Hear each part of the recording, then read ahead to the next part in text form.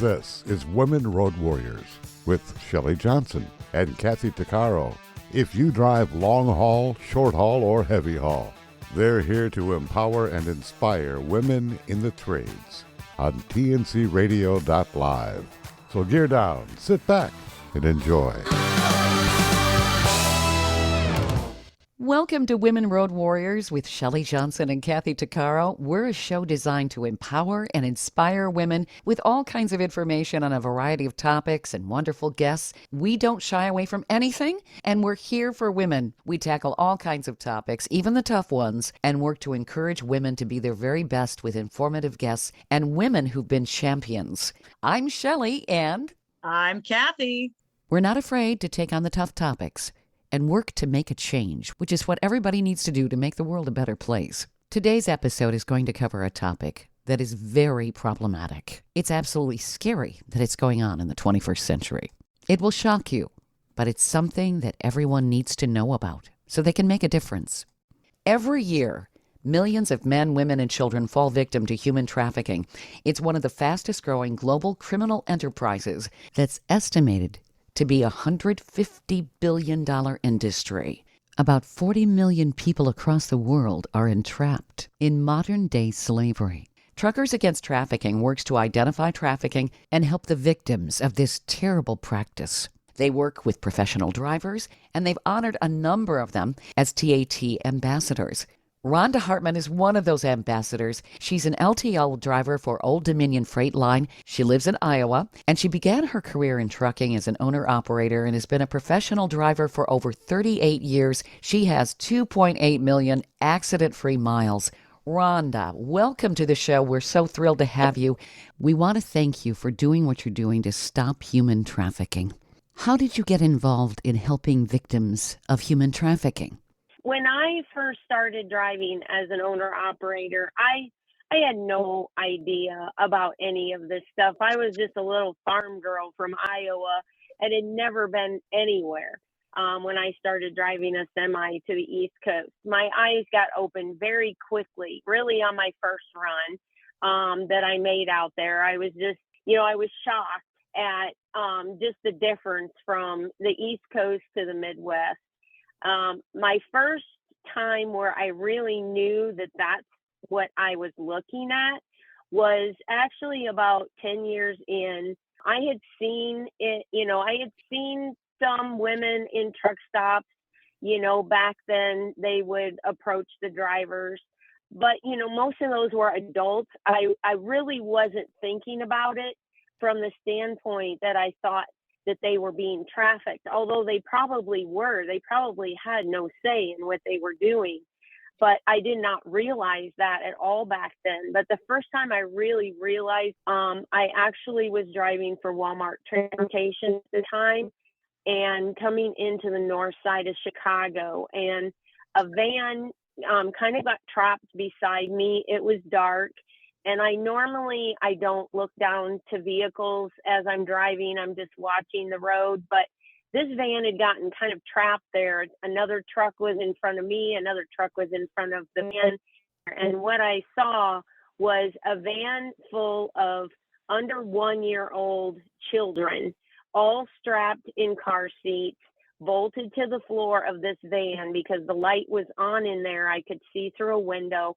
There was one driver, no other adults in the van. And even now, just saying that, like I get goosebumps, I get this pit in my stomach that I know that's what I was seeing, that these children had been abducted from somewhere and was being trafficked in the middle of the night. They were being taken.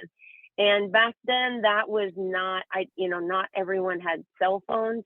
There were a few like bag phones, but it was very expensive, so most of us didn't carry it. And I kept hollering on the CD, trying to get the attention of a police officer, and never did. The van finally sped around the other vehicle, and I never found out if it got caught or not. But I knew in my heart that that's what I was seeing, and that's when I wanted to find out more about what was going on and what this industry was really capable of. So how young do they bring people in? You said 1-year-old children? Wow. Yes. Yeah. Yes.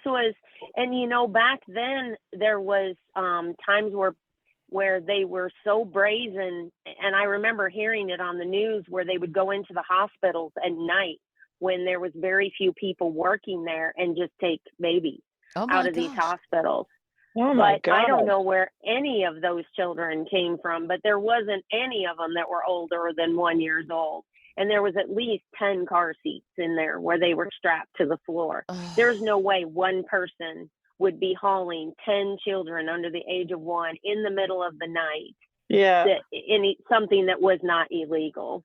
Oh my God. So are these children, when they're abducted, destined for a life of pornography and prostitution? How does this all work? Some of the really young ones like that might be stolen to actually sell to give to families who are desperate for adoption. Okay. They have no idea what's going on. Those children are all so young that they would have no memory of, their real home and their real parents. So they wouldn't only know but what they were told. So you have no idea. I mean, it's such a wide variety of what happens, from our youngest victims, to adults. They used to call it indentured servitude. Yeah. And that's kind of what really still goes on, where people are brought to this country or other countries and they're put into, they're told all kinds of good things, like the adults especially, or near adults, older teenagers, that, they're going to have this marvelous life and this is what they're going to get to do. That's not what they're doing at all when they get here. They are forced into some kind of labor that person basically owns them. They'll never have that debt repaid. And a lot of times if they try escaping that or try to do something different, they've got their families in the country they came from. And that's how they threaten them and keep them in line. Oh, it's just unbelievable that in the 21st century, this is still going on. And I am just horrified at $150 billion industry. I mean, this is not an industry. This is pure evil. Oh, it is. Oh, and this is going on in North America. It's going on all over the world. But North America actually has a very high percentage of it. Am I correct? Yes, there is a lot of them. And sometimes they don't stay here. They pass through here, because if you come from the U.S., then you can get into a lot of other countries without a lot of problem. But if they've gotten all the paperwork for you, they can put you anywhere. But a lot of them come through here. I live in Iowa, which is dead center in the United States. It has two major interstates that run through it, I-80 that goes east to west coast, and I-35 that goes from our very northern border to our southern. And it's like in the middle part of the country. A lot of people don't know what they're looking for, but that's a super highway that takes them through, if that's how they're going, is, in a vehicle of some sort. How has this gotten to be such a terrible scourge without the It's a authorities pandemic. knowing? Yeah, it Right? really is. It's a pandemic. Yes, it absolutely is. I think, it's kind of one of those, if you can call it an industry, but it's one of those industries that people don't want to talk about. If it doesn't happen to them personally, if they don't know somebody personally, they just don't even want to think about it. So it's a very hard subject to talk about. Mm-hmm. Can I tell you one of the more recent stories? Oh, sure. Yeah. Yes, please. Okay. My oldest granddaughter, she graduated from college and was in she went into the ministry at first, but then she decided to get more involved in helping kids recover from homelessness, abuse in the home, removing, children from the home. And she worked for a company that was called Yes, and it was Youth Emergency Services and Shelter in Des Moines. It was a private organization. They would get kids off the street that were runaways. A lot of those kids had come from traffic situations or just very, very bad home life to where they felt living on the street was better. Most of them were middle school aged kids, if you can believe that had left and were already on their own at the ages of 10 to 12 to 14. And that was the main age group that she dealt with. So at this shelter, they found a girl on the street that said that she was homeless, had been trafficked, and they took her in. It's a private organization, so they clothe them. They have a school in there. They have food for them, clothes for them, counseling for them, because they all need a lot of counseling. This girl bonded really well with a couple of other girls that were 11 and 12.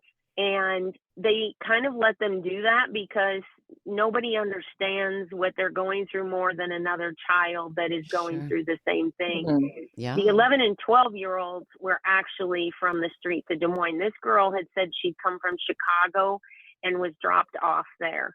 Well, what it turned out to be is she was actually sent in there by traffickers to try to get the 11 to 12-year-olds to leave on their own and get into this. Of course, that's not what they're telling them they're going to do. So one night, Liz had no idea that that's what was going on with these girls, and that they had, she was recruiting them is what she was doing. Oh my God. And yeah, that's what happens more than people realize. So she's dropped off in another town, and she's sent to the shelters to convince other girls that, are not in a lockdown shelter. They could leave if they wanted to, but they, highly discouraged it. So an alarm would go off if the door opened, especially after, in the evening. And the door opened, the camera came on, and Liz saw these 3 girls running towards this van. And she bolted out that back door and screamed at them at the top of their lungs to stop. The van slammed the door and took off before any one of the 3 girls had gotten in it. Once they got this girl that said she was 14, and they got the police involved, she was actually 18, but she looked 14, so that's how they could keep sending her into these places. She had been doing this since she was 10. Oh my God. Yeah. Oh. And she helped them to understand what was going on and what they really do to them, and how they have put her, she was an Asian girl, so she's very petite and she looked very young. So they could keep sending her into shelters that would never take an 18-year-old because she still looked 14. I really want to throw up right now. That's just so, it angers me so much. That yes, people it does. do this to it children. Just makes me sick. Children. Yeah. Yes. Yep. The mother in Absolutely. me just kind of just wants to rip everybody apart. Like, Oh, yeah. oh my God. Mama Bear, you betcha. Oh my goodness. It's God. just Yep. unbelievable. I mean, and my granddaughter herself had to get a lot of counseling because she counseled these kids. It just was, she had no idea really what she was getting into either. She had went to college for this and had learned a lot about it, but she still, to hear it from their mouths on what goes on. And one of the things, this is when I go and speak to a group about Truckers Against Trafficking, one of the things I tell, because there's usually a lot of women in there too. Sometimes I'll speak to insurance agents, and the women just, there's not anybody not crying by the end of that TAT program. It's an unbelievable program because so many women speak on the videos that have been trapped in that and have managed to get out, and they tell the story of who helped them to get out. And a lot of it, it's just, it's a truck driver that sees something that's not right and calls it in. It's better to be wrong and call it in and have everything be fine than it is to miss somebody and have them remain trapped in that situation. Absolutely. Because how long are these people trapped in these situations? Sometimes they never get out. They're in it their whole life. That is just sobering. Trapped in that for their whole life. We'll be covering more about how grave human trafficking truly is and what people can do to help. Coming up next. Stay tuned for more of Women Road Warriors coming up. Great leaders challenge their people not to stop at the first right answer. Tighten the Lug Nuts is the book that will help you move past that first right answer to be more effective, more productive, and more successful. This book serves as a blueprint that can be easily applied by leaders, entrepreneurs, truckers, owner-operators, all of us in our everyday lives. This is one of the best leadership books you can read to help you accelerate towards your personal and professional goals. Plus, a portion of the proceeds will be donated to truckerschristmasgroup.org. Visit TightenTheLugNuts.com to order your copy today.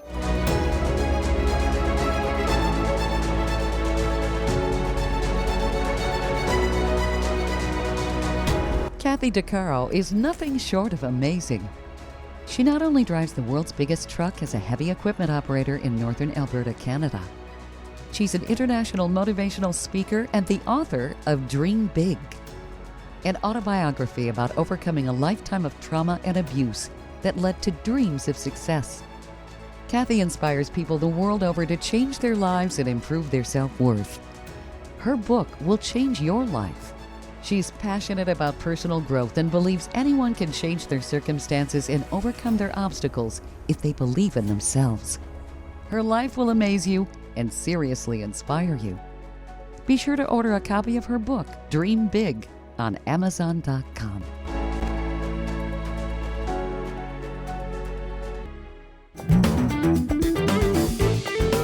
Welcome back to Women Road Warriors with Shelley Johnson and Kathy DeCaro. Do you know the group Operation Underground Rescue Railroad? I have heard of it. Yeah, I'm a volunteer with them. I started up in Canada and I just joined the LA group because now I moved here. I made this my hometown.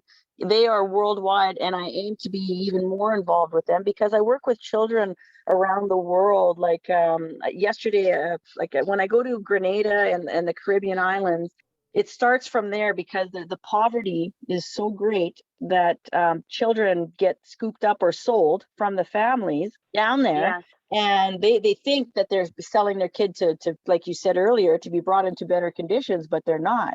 But even if they're not sold, the amount of child sexual abuse that goes on those islands, like people go there for the posh resorts and this and that, they have no idea what's going on outside that resort. Well, I took it upon myself years ago when I first started, when I got my book coming out in 2017. My friend had said, "Oh, you got to go to Grenada because there's a girl that has her story." So I did. And I was shocked. I mean, I was sitting in a church full of, there was 138 students, these little tykes.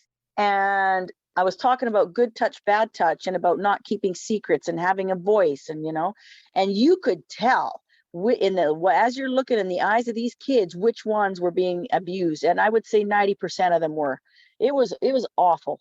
And then as I'm talking to the locals, as I'm going along, my good friend who called me yesterday is asking me to go back to Grenada to do more community events. She was personally raped 5 times before she was 17 by 5 different men in 5 different situations, right? And it's so all horrible. Over. It's horrible. And in Barbados, I do the same thing. I talk to the kids there, and I go to like these 10 different schools, and it's the same thing in every school. I go to St. Vincent, the same thing, and it's worldwide. So I can only do my part, and I'm very grateful that you're on the show today to be able to raise more awareness of what goes on in our own country. Yes. Right? And people don't realize it. It really is right in front of our faces, but we just don't see it because the illusions are so great. Thank you for what you do. Right. Yes, absolutely. Absolutely. What is happening a lot of times, especially in the U.S., is these kids are going on their own. They're leaving their homes, which are, not all of them are horrible. A lot of the kids that are taken are, they come from very good homes. They just maybe don't talk to their parents as much as they should. But one of the things that came from this girl in the shelter that she made them aware of is some of their biggest recruiting in the United States is in malls. They go, Okay. they send these girls, like the one that looks 14, they send those girls in there to befriend a group of girls that are hanging out in the mall together. Now, a lot of parents think if they drop their children off and they're in a group that they're safe, but they know how to pick out the ones that would follow much easier than which they're not going to go after the kids that go, get out of my face. You know, they're not going to go after kids that'll do that. They're going to go after the ones that are real quiet and that could be, you know, taken. They promise them all kinds of stuff. They lie to them. They tell them they're going to sell perfume or whatever, and they're going to make all this money, and they leave on their own. And then they're in the sex trade. That's not what they're doing. That's all that they've gotten them for. But they send in these, you know, these girls, not just girls, boys too, that look young and that befriend these kids, and they know how to pick them out. And that part of the story, when I tell that in front of a group, you know, that's split up between like men and women, that's when, you know, they just start asking a ton of questions like, you know, I have never heard of this.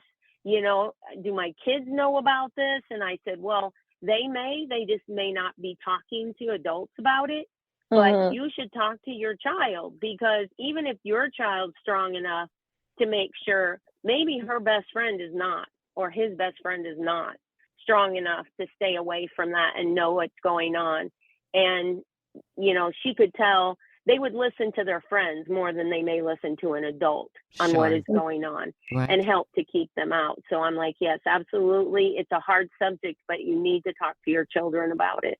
These are essentially child abductions. And I guess I've got a big question. How does the FBI not find these kids? I mean, they're obviously reported missing at some point.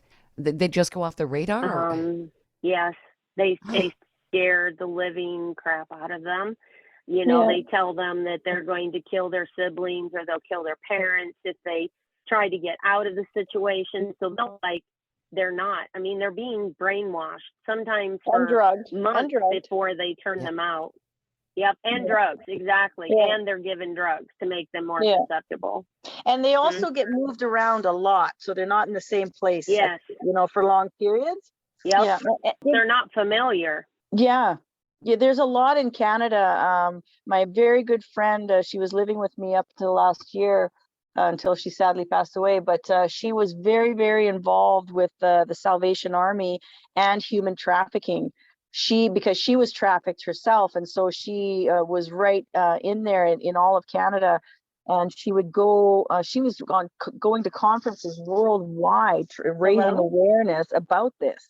It's awful. It's everywhere. And a lot of these girls, they get moved around, not say in one country, but then they get moved overseas, so they're never found again, right? It's very, very difficult for the like you were asking Shelley about the FBI. It's very difficult to track, very difficult. Wow. So you remember Carly, our other guest that we had, who she started a business in Kathmandu from girls that were rescued. There was 8,000 a month, I think she was saying. Was it a month or a year? I can't remember. But the amount of women taken from the villages out of poverty and sold, it's overwhelming. Yes. Overwhelming. And they can't track them. They can't find them. No. Rhonda, you were saying that it's gotten worse with the electronics, and you would think it would get better, but it's actually gotten worse? Yes, I think it is gotten worse, only because, you know, you've got all this modern technology now. You know, the computers, the dark web has so much absolute filth and disgusting crap that goes on there. That, you know, people that are involved in that, they know how to find more of it. And I think that technology has just made it so that it's much easier to get kids, especially kids.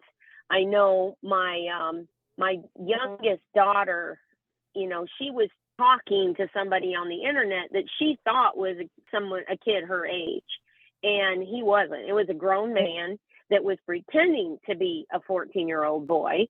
And, you know, he tried to get her to meet him, my husband backtracked his connection and found out that it was coming from a school. A janitor in a school was on the internet in a school doing this. Wow. And of course they ended up catching him, but it was, that's one person. Yeah. That's one person. Yeah. I think that the modern technology just makes this so much worse. Sure. Yeah. People can hide in the shadows and be somebody they aren't. It's just insidious. And that's where, Rhonda, what you're doing is so important. And you too, Kathy, with the involvement, getting the awareness out there, making changes, and providing some sort of an avenue for these victims. I mean, to be trapped in something like that and to be a child, Ugh. Oh my gosh. It's horrible. Yeah. Yeah. And it's not like, if they do have a cell phone or anything, they're going to take all that stuff away from them. Most adults, let alone children, memorize phone numbers that they need to call. Most of them, it's mom on the phone. It's not mom's phone number that they memorize. It's just mom. So they don't even know how to contact anyone. Once they take anything of theirs away from them, they have no way to contact anybody. Right. I'm guilty of that too. Half the time I have to look up my daughter's number. Yeah, me too. Only the numbers that we used to have to memorize. Yeah. I can still remember the number, my home phone number when I was 5, because I had to, Exactly. That was kind of a requirement my mother had. It's like, Yeah.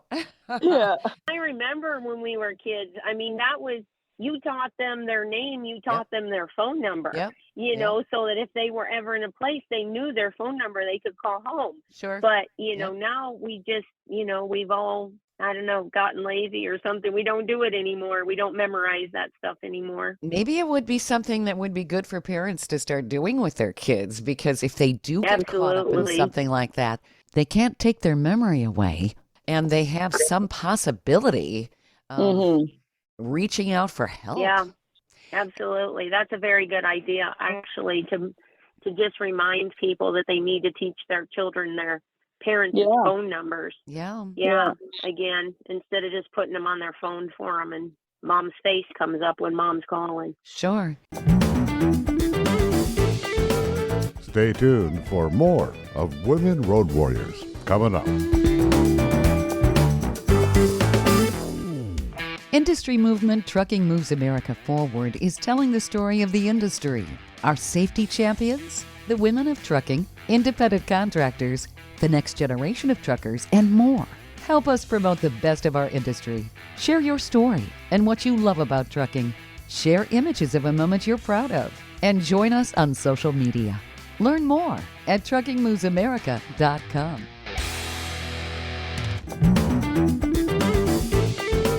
Welcome back to Women Road Warriors with Shelley Johnson and Kathy Tuccaro. Rhonda, do you see that the perception is changing at the truck stops and so forth? I know that there had been this stigma. Oh, absolutely. With the women that are out there, that these people are victims, and you can't just assume, well, the negative names they call these women, and mostly women, I guess. But do you think that that's changing, and that there is more of a proactive attitude to help them? Yes, absolutely. Especially with programs like Truckers Against Trafficking and, the one that Kathy belongs to, the same thing. They are, we inside of every restroom door that I have been in, whether it's in the mall or in, a gas station or in a truck stop, on the inside of the door, it has that information on a little poster. Are you being forced to do something you don't want to do, with phone numbers on how to get a hold of somebody? So I think, everybody's seen those. I think putting that stuff up has made the truck drivers and, a lot of people that travel, they stop in a lot of the truck stops and stuff too along the way. They like, they like that atmosphere. They have a lot of unique things in there. And I think, that when industries like Truckers Against Trafficking put these posters up with, numbers that's very easy for the victims to remember. And if they ever get to a phone where they can make a phone call, they can easily remember these numbers. I think that's such a great idea. The other thing is putting that right in front of the public so that they can see that, and they'll start thinking of these people more as victims, Yes. than how they think about, them. But the numbers are so much lower in like any place like truck stops, rest areas by far than what it was in the 80s because then there wasn't the technology for them to get on the computer and say, here I am, or here this person is, how much do you want to pay for them? They actually had to go out into these places and be there. And the truck stop owners themselves have cleaned that part of that industry up a lot. So I don't see near that I did back in the 80s when I was running over the road. So where are they rendezvousing? If they're not in the truck stops and there's been that kind of an effort, the traffickers are going to try something different. Are they? Oh, yeah. They're just putting them out there on the internet. So people are just making appointments and getting sex from the internet. Yeah, a lot of times they are, or they'll say, this person will be at this location if you're interested, and they put pictures up of them. And then, these people show up that want to spend time with them. It's just so disgusting. I can't even, I just cannot even imagine being in the position, like, especially the children, but even young adults, as a woman, as a mother, as a grandmother with, grandchildren these ages. I just cannot imagine. It just makes me so sick. Oh, yeah. Me too. Yeah, me too. It's just, oh my God. So what can the public do? How do they recognize human trafficking? Are there specific signs that, or not? I mean, it may be obvious sometimes and maybe it isn't. There are certain, they teach these, the people that they're trafficking, they teach them how to not be noticed, but sometimes it's like when Kathy said that you can look into their eyes and you can tell there is something not right here. Anytime that you sense that, I think it's much better to make a phone call. If it's a guy if it's an adult male trafficking a younger female, he's not going to go into the restrooms with them. So I try to talk to the women that, say hello to these kids, try to engage them in conversation if they're in there by themselves. If they're on their phones and they're blabbing away, then they're probably not one of these ones that are doing that. But if they're in there, they look scared, just say, is everything okay with you? Are you all right in the situation you're in? And if they still look scared and they say that they're fine, it's always better to call 911 and give a description of what that person is wearing, about how old they are, the description of the person themselves, and let the police handle it. If there's nothing going on, then there's nothing going on and everything, will go about its way. But otherwise, if there is, you might be the only person that ever tried to do that for that person that is being trafficked. And you're their only lifeline. Yeah. Yep, absolutely.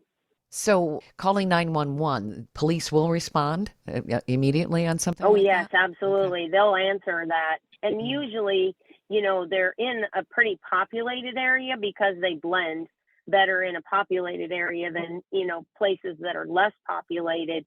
The police officers are not that far away. And, they can tell the difference between somebody calling that says, I'm just really concerned about this young girl or this young man. The situation doesn't look right. They're being forced along. You can tell that the adult is in control of this situation, and maybe it's just that person's child that's acting up in public, but I just have a really bad feeling about this. If somebody could come check this out, and I'm sure that there would not ever be a police officer that would ever turn that down. Yeah. Well, you hope they wouldn't.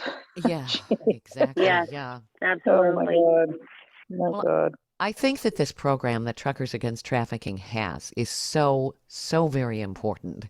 And what you're doing, Rhonda, is invaluable. You're making such a difference, and you're educating people Um, how do drivers get involved? And I would imagine you don't have to necessarily even be a driver to get involved with Truckers Against No. Trafficking. No, you don't. The thing about truck drivers is the public is so used to seeing the semis around all the time that they kind of forget about us. It's like we're anonymous almost. Unless they look right up at us in the cab, it's just we're a truck, we're not a person. And that's how we can see things sometimes that people do not realize we see. Plus, we sit a lot higher. Not as high as Kathy does, of course, going down the road. 5 stories tall. Kathy, we're sitting. It takes 50-year trucks to make up one of my trucks. Yeah, if you went down the freeway, people would get the heck out of your way, Kathy. Plus, she'd take out all the bridges. I would. All the power lines. That's true. You couldn't put me on the road.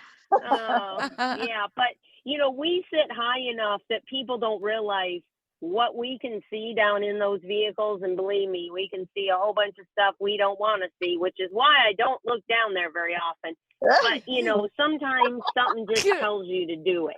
Right. Yeah. Sometimes it's just a family, with a little kid that wants you to honk the horn, sure. and then you do that too, there still are kids that want us to do that. So, that's anytime, yep. It's kind of like the programs where the policemen go into the schools and let the kids know, that this is a safe place, that, they're not bad people. It's kind of like us with the truck driving. If I see a little kid beside me and they're looking up at me, I wave at them, and if they, I just want them to know that, I'm watching them, that other people are paying attention to what's going on. And I think that's huge on the truckers with trafficking, but they can always get on the Truckers Against Trafficking's website. TAT's website has so much invaluable information on it to help you to look for things. It will give you scenarios on what you should look for. But if you have the fortitude to watch some of the videos of the people who have gotten out of this, tell their story, if you can get through them, your life will be changed. There's no way that you cannot try helping if you listen to one and watch one of those videos. Sure. You will want to be involved. Yeah. And that's the only way we're going to turn it around. I mean, I wish I could find all of these perpetrators and just cram them into a little room. It's like, ugh. Put them on an island somewhere. There you go. Yes. Let them eat each other. An other. island with a whole bunch of sharks around it where they can't get off. Good idea. Yes. Oh, it's just just remove them from society. Yes. Evil. Mm-hmm. I think castration is a big part. Should be a part of that. There you go. Yes. Amen to that. Problem solved. Yes, absolutely. Okay.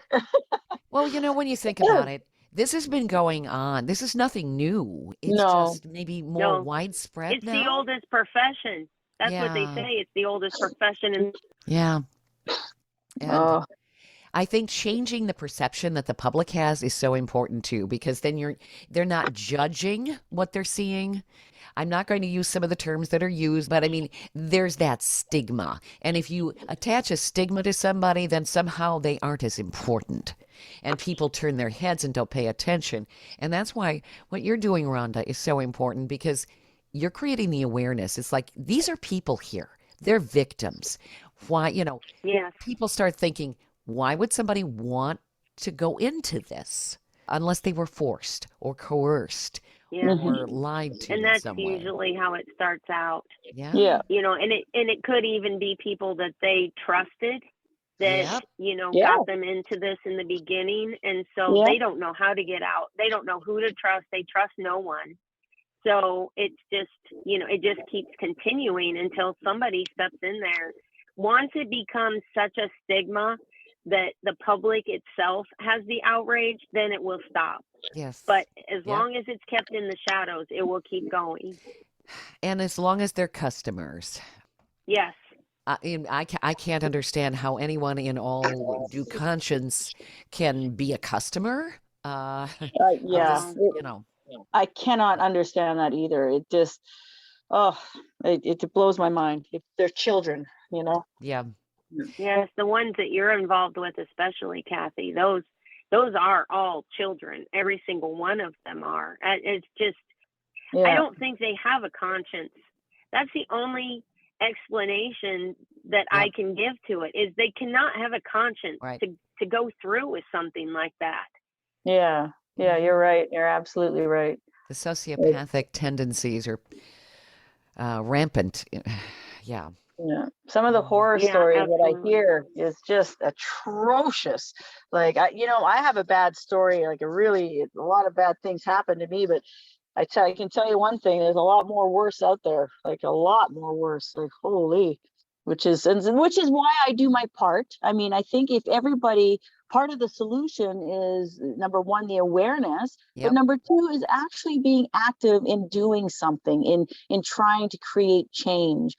And I will spend the rest of my days until the very last breath that I breathe, trying to make changes and in the world everywhere I go. It doesn't matter if I'm in Timbuktu in a small little village, I'm going to be making a difference somewhere, you know, and that's how I choose to live my life. But I think if every person can contribute to at least making one change and trying to raise awareness, that's how communities are expanded and grown, right? It's all a collective effort. Absolutely. Yeah. Collective consciousness Yes. raised. Yep. Yeah. Totally agree. Yep, absolutely.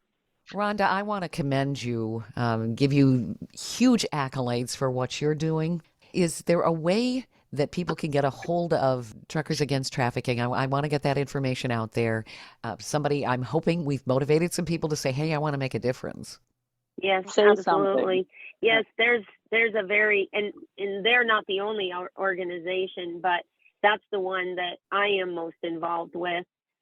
Truckers Against Trafficking, they can get on their website. That's all they have to type in. It will take you to the website. They have a contact us, link, and that you can ask questions. You can get on there. If you need a phone call back because you have a situation going on, or of a situation that you don't know what you should do, you can always give them your information. They can call you back and talk to you. There's a lot of counselors there that work with TAT. Awesome. Excellent. Awesome. Excellent. Awesome.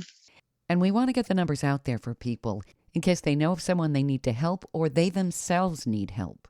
The National Human Trafficking Hotline can be reached by calling 1-888-373-7888. Again, that's 1-888-373-7878. You can also text HELP to 233-733. That's HELP to 233-733. They also have an online chat to the hotline at humantraffickinghotline.org. Rhonda, I really appreciate you being with us on the show today. No kidding. Rhonda, you really are a hero. Oh, yes, you really are.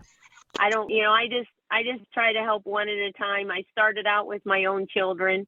I would tell them, if you ever feel the hairs on the back of your neck standing up, that means run. Yep. That's God kicking you in the butt, telling you to run. And if that's bolt from the situation, because when I was a very little girl, I was probably 7.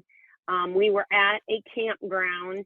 I had gone quite a ways from where the campers were with some other kids, and we were down fishing by a stream that had rocks that we could cross the other side. I crossed over to the other side, and one of the fathers, actually, from some of the boys, had come down there. And all of a sudden, I noticed that he had sent his children back up the hill. And I look around and I realize that I am the only one left there. Here I am fishing with my little fishing pole, thinking I'm fine. And I look around and there are no kids left, just this man. And when I looked at him, I'm sure it was the pricklies on the back of my neck that started it. But when I looked at him as a child, I saw the devil. Mm-hmm. I mean, whatever my thought at 7 years old was, what the devil looked like, I saw that on his face, and I ran, and I crossed those slippery rocks. He slipped and fell, and I climbed to the top of the tallest tree I could climb and started screaming at the top of my lungs until other adults heard it and come down there to get me out of there. It's a terrible story, and I haven't told this one for a long time, but about a month later, there was a little girl in the newspaper that was found murdered. She was 7. She had dark hair just like me. She looked like me. And that man was the one that had killed her. He went to prison for life. So I could have been that victim. And I have told my children that story over and over and over, that the pricklies on the back of your neck stand up. That means run. Yes. And I'm sure, that's all we can do. We can just pass on the information and try to help others so that they don't become victims too. Yep. Oh my goodness. And bless you for doing all of that. Rhonda, you are a true champion. Well, thank you so much for what you're doing. And Kathy, I would love to talk to you some more about your job. My goodness. You drive the biggest truck in the world, and then you get to do all this other cool stuff too. Stay on the line after, and I'll get your contact information. I'll mail you my book. Okay, sounds great. Okay. Thank you so much, though, for asking me to do this. I really appreciate it. I just want to get the word out there as much as I can. It's such a hard subject to talk about, but we have to talk about it. Otherwise, it just continues. That's right. And we can make a difference. I really believe that. Yes, we can. Yes, we can. Thank you again, Rhonda. It's been great talking to you. You've been listening to Women Road Warriors with Shelley Johnson and Kathy Tuccaro. If you want to be a guest on the show or have a topic or feedback, email us at info@tncradio.live.